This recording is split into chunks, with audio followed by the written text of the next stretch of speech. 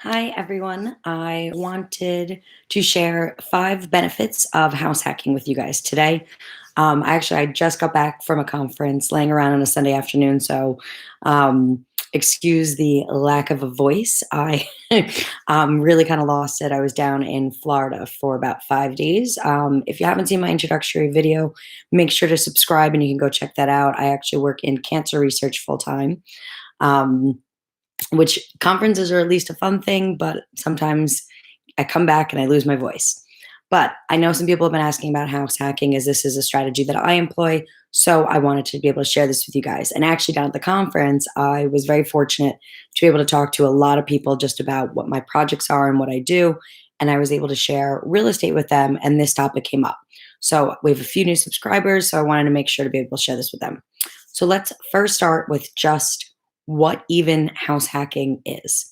So, to put it in the most simplistic terms, house hacking is really just using your current housing situation.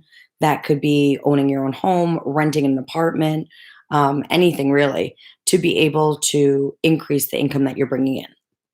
So, one benefit of using this house hacking is that if you, in whatever situation you're in, you are able to, at the minimum, just be able to rent rooms. If this is something that even if you don't happen to own, if you just rent some apartment, if you rent your apartment and maybe you have an extra room or you need to rent a larger apartment, you would be able to find a roommate that can then help take some of the burden of that cost of rent away from you. That actually helps in two great ways. One, that's going to help you be able, if you're paying off any debt, help make sure to be able to decrease that debt hopefully faster. And two, the other side is that you'll be able to bring in extra money to help with a down payment. So I talked about saving for down payment and paying off debt in other videos. So if you have not subscribed to Live Free with Becky Nova, now is your opportunity to do that and go watch those videos for some tips there. Second benefit of house hacking is when you're looking to buy property, when something is owner occupied, meaning you live there, you actually would qualify in most situations for a lower down payment. What I mean by that is when you're looking for a rental property, if you don't want to actually live in that property, if you want to buy somewhere else, you're usually looking at having to put down 20, 25, 30%. Now, for those of us that live in high quality cost of living areas, like myself in New York, saving up every time for a 20, 25% down payment can really be a difficult thing. That's going to be something that's really time consuming. So, by using an owner occupied mortgage, I can put down usually a 3.5% or a 5% down payment, which really helps me be able to buy more properties as a faster rate of speed. So hopefully that's something that'll be able to help you guys. Also, if you're curious, user the owner occupied mortgages, you have to be in that property for at least a year. So keep that in mind. But after that year, you can actually qualify for another owner occupied property. Kind of cool. Benefit number three is house hacking helps you then pay less towards a mortgage, or sometimes you actually don't end up having to pay your mortgage at all. For example, if you bought, which is usually the most typical way that people would use house hacking that I know, are to buy a duplex, meaning that you have two units, right? One you live in, hence owner occupied. The second one then would be what you would rent out to other people. When you rent out to other people, that monthly payment that people are paying towards you helps then towards your mortgage payment.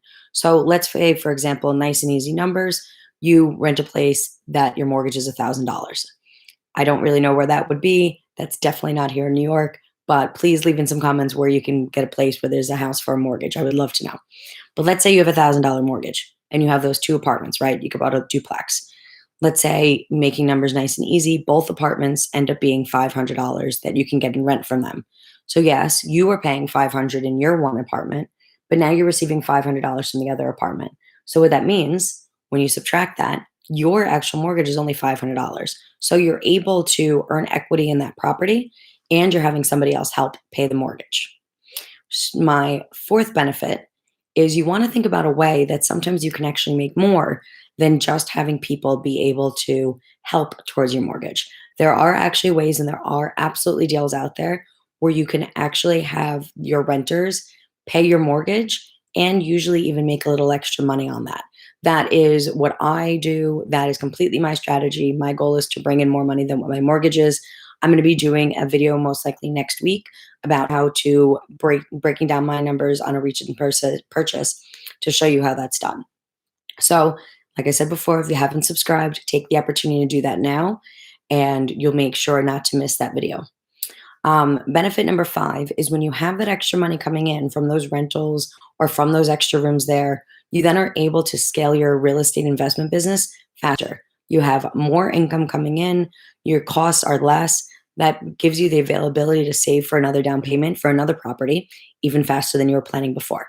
So, those are my 5 tips for this week. Hopefully, by next week, I will have my voice back to normal for you guys. And if you haven't, make sure you subscribe not to miss a video.